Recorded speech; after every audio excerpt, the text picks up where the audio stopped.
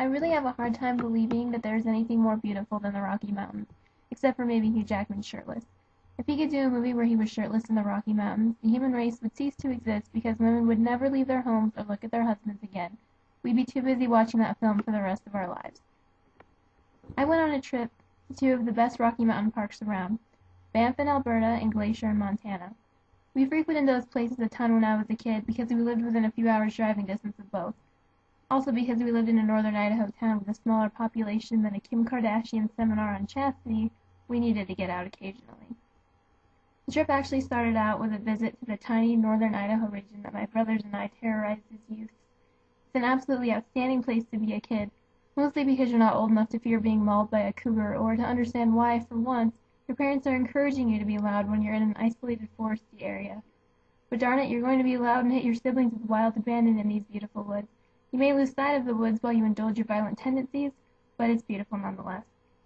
Lake Pend Oreille was one of those places we constantly visited. It borders Sandpoint, where you find a great city beach, and it spans 148 square miles. We spent most of our time at City Beach when I was a youngin', where you can be harassed equally by seagulls and Canadian geese. We got treated with their presence yet again on this trip. We also got to see some ospreys when we went on a boat ride across the lake. When we could tear our eyes away from one of the best lakes of all time, we went on a hike in the surrounding forest. It was a tiny bit frightening because we only ran into 3 or 4 other groups on our way. I've become paranoid in my old age of 26, and while the pathway is beautiful and it's nice to spend time away from humans, I became convinced that we were going to turn into cougar food. This fear practically exploded like a fly in a microwave when my boyfriend and I saw something brown and large jolt to our right on the hike.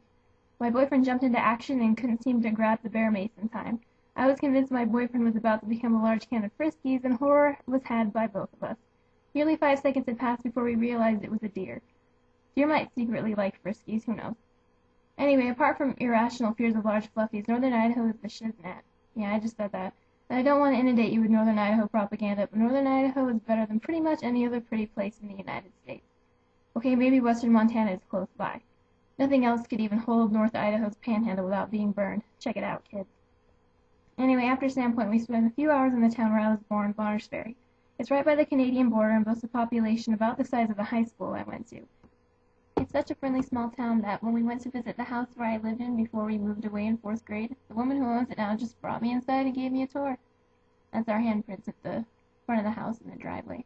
You don't see that kind of trust in pale, curly-haired nerds everywhere.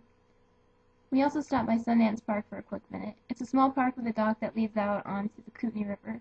Shockingly, it's another beautiful body of water in northern Idaho. I'm telling you, it's the best place. After we left Bonners Ferry, we drove to the beautiful scenery leading up to the Canadian border. When we got there, everyone was getting out of their car and taking pictures of the Canada sign. Canada is very exotic with its maple candy and special Canadian moose. I'm not sure why, but they're significantly more glamorous than American moose. And no, we heard no one say you stereotype perpetuators. We did hear someone say wear-boots, though, and my boyfriend, whose Canadian virginity was taken on this trip, couldn't stop laughing. I apologize, Canada.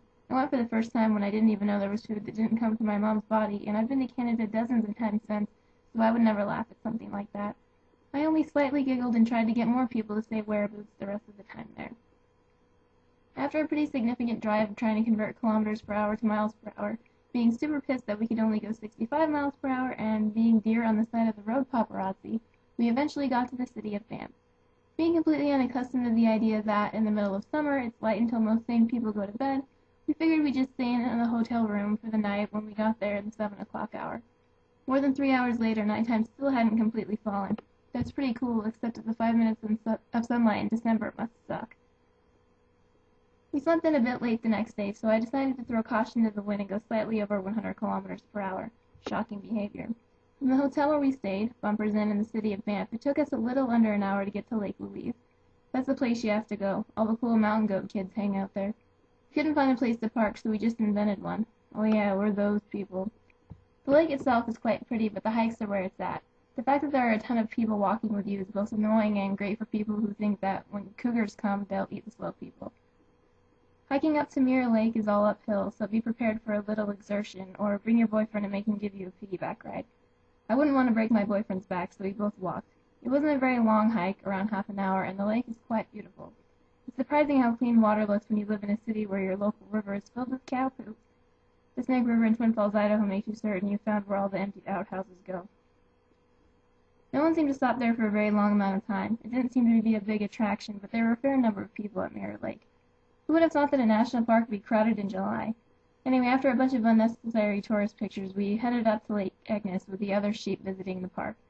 We even showed how in shape we were by passing elderly people and other people who were just standing around. Fitness enthusiasts we are. The hike from Mirror Lake to Lake Agnes wasn't all that long either, but there was still a fair bit of uphill action. I can't remember the exact time it took, primarily because counting is hard for a product of the American school system, but it was probably no more than half an hour or so. The lake itself is quite gorgeous, even with a large group of humans gawking at it and visiting the Lake Agnes tea house. We only ventured in because I kind of needed a bathroom, but we had no intention of seeing or eating anything in there. Yeah, we're those people. Pee and dash folk. If you'd like to visit the tea house, it does seem quite lovely.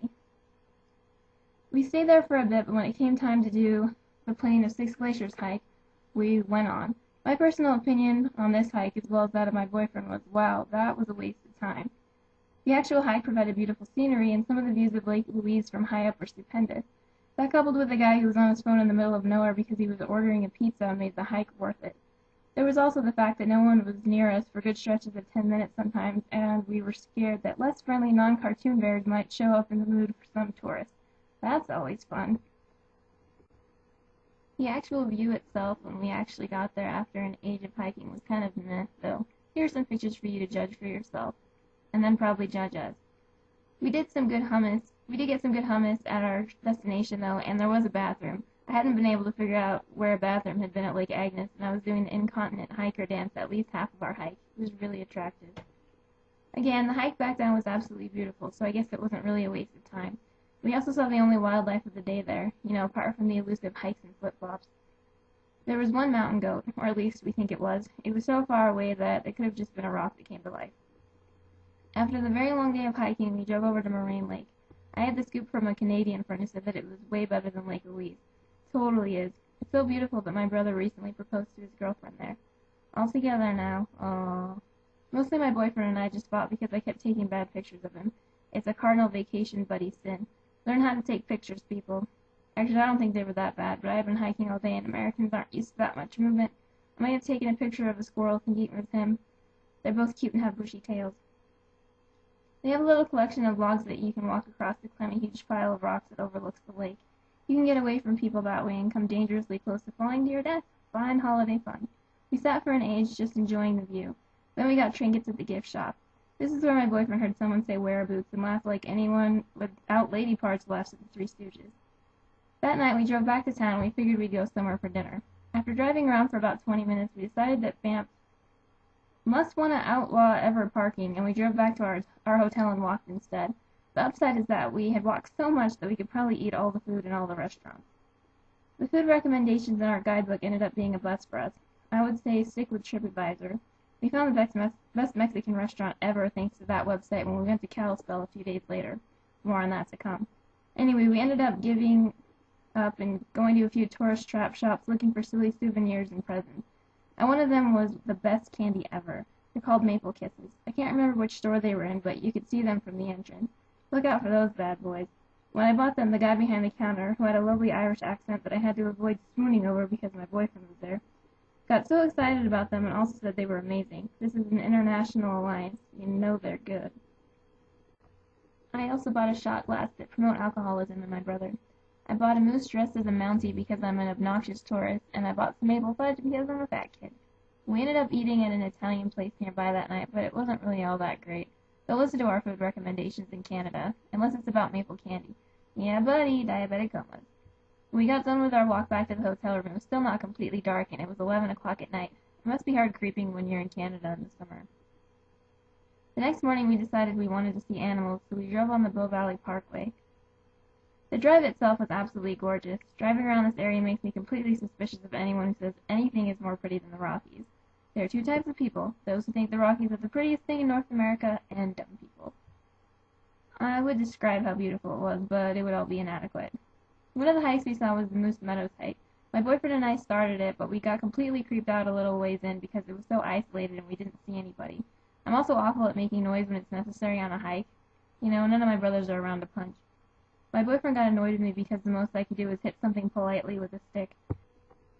Then we started getting weirded out, and we ended up hiking back because we were too scaredy cats. I don't think we're allowed to have man cards. Sad face. We resumed driving along though and saw a beautiful elk. We parked far enough away and got out of the car to take a few pictures. Then the elk was being boxed in by a bunch of people acting like the Banff paparazzi, and he started running fast right toward us. The noises we made revoked any remaining claim we had to man cards. Fortunately, he didn't charge us. He was just trying to get away. We were also far enough away to be able to run to our car. It was practically a sea vertical car, though, so I'm not sure it would have provided us much safety. After that, we were running out of time because we needed to be in Kalispell that night, so we made our last trip over to Lake Minnewanka. There, we just grabbed some food, sat on a bench, and looked. It was quite beautiful, and we would have liked to run a boat if we'd had more time, but the clock was ticking. Lots of other people were renting boats, and they seemed to be knocking themselves out, so I'd recommend you spend more than 2 days in Banff and actually do that. Don't be stingy on your vacation time dedicated to Banff. It's nonsense. One highlight, though, is actually in the bathroom. Yes, I'm giving you a bathroom vacation highlight. The lady came in there just after I had. I heard her saying, "I should have gone in this bathroom instead of the last one. It was disgusting." The young girl she was with said, "I peed in the lake." Wahaha. I'm not sure what lake she peed in, but she apparently did it in a very evil way. The rest of our time in Canada was spent being annoyed with slow drivers on two-lane highways that didn't allow for much passing. I had international road rage. Those people were going too few kilometers per hour. I was road raging in the proper measuring system. Coming up, Glacier and Cozumel, Mexico, and Kalispell.